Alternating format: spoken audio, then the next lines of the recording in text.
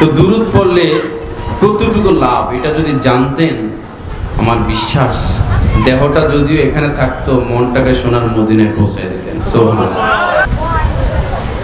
আল্লাহর প্যারা হাবিব নূর নবী হায়াতুন নবী দু জাহানের বাদশার কাছে একদিন সাহাবায়ে কেরাম এসে প্রশ্ন জাগালেন।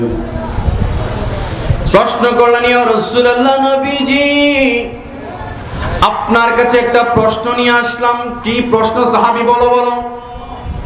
বলে, ইয়া রাসূলুল্লাহ, দুনিয়ার জমিনে যখন মন চায় আপনি নবীর দরবারে চলে আসি, মনে যখন যত বেদনায় জন্মাক না কেন, পৃথিবীর কোথাও নিজের মনের বেদনাগুলা যখন বলতে পারি না, যেই মাত্র আপনার দরবারে আসি, আপনাকে দেখার সাথে সাথে মনের পেরেশানিগুলা দূর হয়ে যায়।